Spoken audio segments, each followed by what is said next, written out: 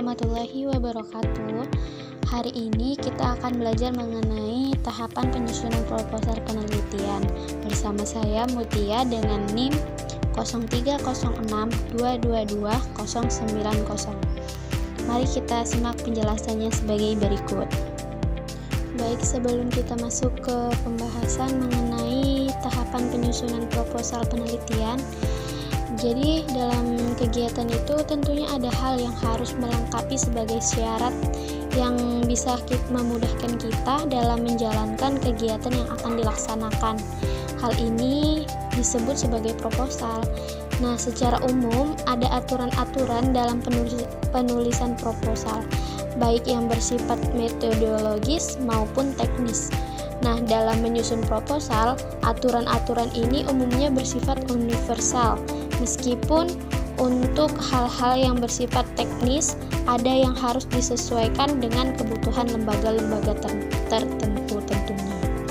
Nah, sebelum kita mengetahui aturan-aturan apa saja yang ada dalam membuat suatu proposal itu, kita harus mengetahui terlebih dahulu nih, apa sih pengertian proposal penelitian itu. Nah, proposal penelitian merupakan dokumen penting dalam proses penelitian ilmiah, di mana dokumen ini berfungsi sebagai panduan awal yang menjelaskan rencana, tujuan, serta metodologi yang akan kita gunakan dalam suatu penelitian. Nah, proposal penelitian yang baik akan membantu peneliti untuk melaksanakan penelitian secara terarah dan sistematis.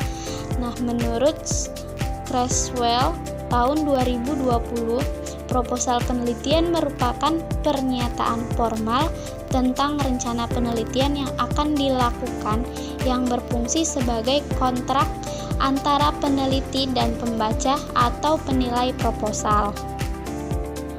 Proposal penelitian memiliki beberapa tujuan utama. Yang pertama, perencanaan dan pengarahan penelitian.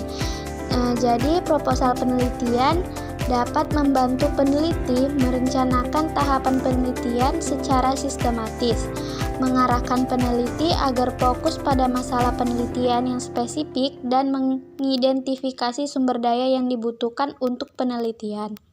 Yang kedua, evaluasi kelayakan penelitian. Jadi, proposal penelitian itu dapat menilai apakah penelitian yang dilakukan itu layak dilakukan dari segi teoritis dan praktis, memastikan bahwa penelitian memiliki metodologi yang tepat, dan mengevaluasi apakah masalah penelitian dapat dijawab dengan sumber daya yang tersedia. Yang ketiga, permohonan, dukungan, atau pendanaan. Jadi, dengan adanya proposal dapat membantu meyakinkan seseorang untuk memberi dana atau sponsor tentang pentingnya penelitian dan menunjukkan kompetensi penelitian dalam melaksanakan penelitian dan memberikan justifikasi untuk pendanaan atau sumber daya yang diminta. Yang keempat yaitu komunikasi ilmiah. Jadi, proposal penelitian itu dapat bertujuan untuk mengkomunikasikan rencana penelitian kepada pihak-pihak terkait yang memungkinkan memasukkan dan umpan balik dari ahli atau pembimbing, dan memberikan dasar untuk diskusi dan pengembangan ide penelitian. Yang kelima yaitu kontribusi pada pengetahuan. Jadi, proposal penelitian bertujuan untuk menunjukkan bagaimana penelitian akan mengisi kesenjangan pengetahuan, menjelaskan kontribusi potensial penilaian terhadap bidang keilmuan, dan mengkaitkannya dengan penelitian yang sebelumnya dan dengan teori yang ada. Berdasarkan pendekatan dan jenisnya, proposal penelitian dapat dibedakan menjadi beberapa macam. Di antaranya yang pertama yaitu proposal penelitian kuantitatif. Proposal penelitian kuantitatif menggunakan pendekatan deduktif dan menekankan pada pengukuran numerik atau angka serta analisis statistik. Penelitian kuantitatif bertujuan untuk menguji hipotesis, dan mengidentifikasi hubungan sebab akibat antar variabel. Yang kedua yaitu proposal penelitian kualitatif. Proposal penelitian kualitatif menggunakan pendekatan induktif dan menekankan pada pemahaman mendalam tentang fenomena sosial melalui pengamatan, wawancara, dan analisis teks. Penelitian kualitatif bertujuan untuk mengeksplorasi makna, persepsi, dan pengalaman subjektif dari partisipan penelitian. Yang ketiga, ada proposal penelitian campuran, yaitu proposal penelitian campuran menggabungkan pendekatan kuantitatif dan kualitatif untuk memperoleh pemahaman yang lebih komprehensif tentang masalah yang diteliti. Penelitian campuran memanfaatkan kekuatan dari kedua pendekatan untuk menghasilkan temuan yang lebih valid dan variabel. Berikut ini ada beberapa langkah-langkah atau tahapan-tahapan yang dapat membantu kita dalam menulis sebuah proposal penelitian yang baik. Yang pertama yaitu judul proposal. Kita harus memilih judul yang jelas, singkat, dan mencerminkan esensi penelitian kita. Yang kedua yaitu pendahuluan. Kita harus menjelaskan latar belakang masalah atau konteks yang mendukung penelitian, dan menggambarkan relevansi penelitian kita dan mengapa penelitian ini penting untuk dilakukan. Yang ketiga yaitu rumusan masalah. Jadi kita harus menetapkan dulu masalah penelitian secara spesifik dan jelas dan menggambarkan gap dalam pengetahuan yang akan kita selidiki. Yang keempat yaitu tujuan penelitian. Kita harus jelaskan tujuan utama penelitian kita, yaitu apa yang ingin kita capai dengan penelitian ini. Yang kelima yaitu pernyataan penelitian atau hipotesis. Jadi kita harus sediakan pernyataan penelitian yang akan kita jawab atau hipotesis yang akan kita uji dalam penelitian kita. Yang keenam yaitu tinjauan pustaka, yaitu ringkasan literatur yang relevan dan menjelaskan studi sebelumnya yang terkait dengan topik kita, dan mengidentifikasi gap dalam pengetahuan yang ingin kita isi dengan penelitian kita. Yang ketujuh ada kerangka konseptual, yaitu kita harus membuat kerangka konseptual yang menjelaskan konsep-konsep kunci dan hubungan antara variabel dalam penelitian kita. Yang ke-8 ada metode penelitian. Jadi kita harus jelaskan metode apa yang akan kita gunakan untuk mengumpulkan data, seperti metode survei atau eksperimen atau studi kasus ataupun analisis data. Selanjutnya, kita harus menggambarkan teknik apa yang kita gunakan dalam pengumpulan data. Terus, kita harus membahas pendekatan statistik atau analistik yang akan kita gunakan, dan kita juga harus memperjelas bagaimana kita memilih sampel dan mengatasi bias potensial. Yang ke-9 yaitu jadwal penelitian.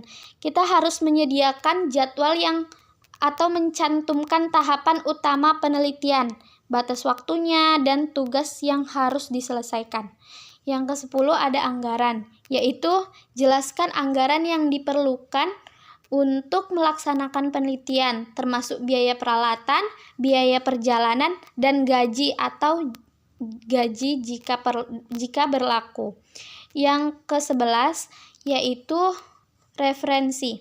Sertakan daftar referensi yang mencakup sumber-sumber yang kita gunakan dalam proposal. Yang ke-12 yaitu lampiran.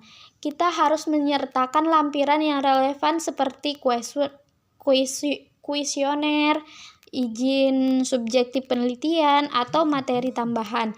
Yang ke-13 yaitu penyusunan proposal. Jadi pastikan proposal kita ditulis dengan jelas, disusun dengan baik, dan bebas dari kesalahan tata bahasa. Yang ke-14 yaitu konsultasi dengan ahli. Mintalah masukan dari kolega, penasehat, penelitian, atau ahli yang berpengalaman untuk memperbaiki proposal Anda atau proposal yang telah kalian buat.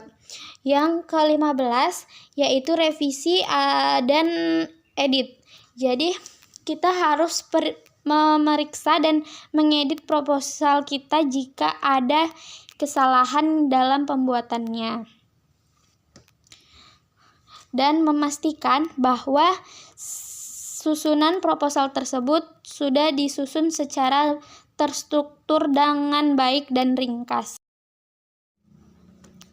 Manfaat pembuatan proposal penelitian. Ada beberapa manfaat dari pembuatan proposal penelitian. Yang pertama, sebagai acuan peneliti untuk melakukan penelitian. Yang kedua, memberikan gambaran singkat mengenai rencana penelitian yang meliputi latar belakang permasalahan, landasan teori, dan metodologi yang akan digunakan. Yang ketiga, sebagai bahan evaluasi maupun pertimbangan pihak terkait yang berwenang untuk menyetujui ataupun menolak rencana penelitian. Yang keempat, sebagai sarana yang dapat digunakan untuk mengajukan dana penelitian terhadap pihak terkait.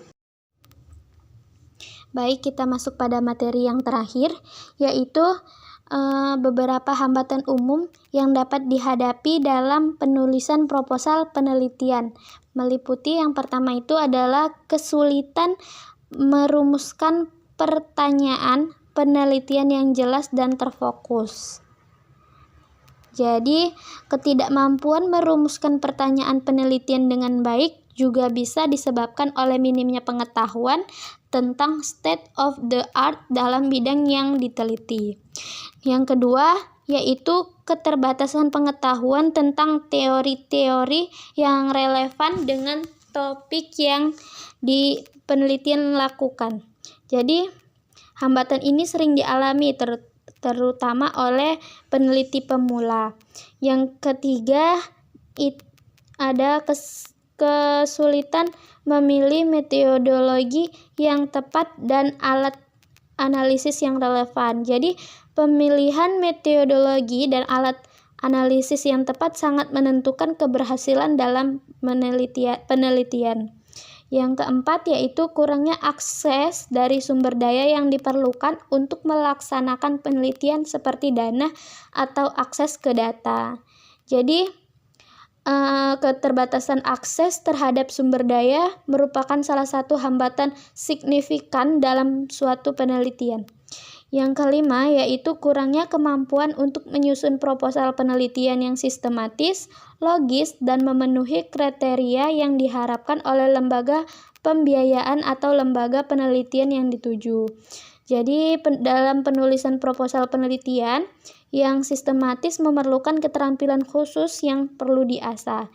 Selain itu, menurut Purwanto, tahun 2021 mengemukakan bahwa banyak peneliti, terutama yang baru memulai karir akademiknya, kesulitan dalam menyusun proposal penelitian yang logis, yang sistematis, logis, dan memenuhi standar ilmiah. Nah, untuk mengatasi hambatan-hambatan ini, peneliti dapat melakukan beberapa cara atau strategi. Yang pertama yaitu meningkatkan pengetahuan tentang teori-teori yang relevan dengan topik penelitian melalui membaca literatur yang relevan dan berkonsultasi dengan ahli yang ahli di bidang yang sama. Yang kedua, menerapkan metodologi yang tepat dan alat analisis yang relevan dengan topik penelitian melalui belajar dari pengalaman penelitian sebelumnya atau meminta saran dari ahli di bidang yang sama. Yang kedua, mencari sumber daya yang diperlukan untuk melaksanakan penelitian melalui mencari informasi tentang dana penelitian dan sumber daya lain yang tersedia untuk penelitian. Baik, selesai sudah materi yang saya paparkan. Semoga materi yang saya paparkan dapat menambah ilmu pengetahuan kita semua. Terima kasih. Assalamualaikum warahmatullahi wabarakatuh.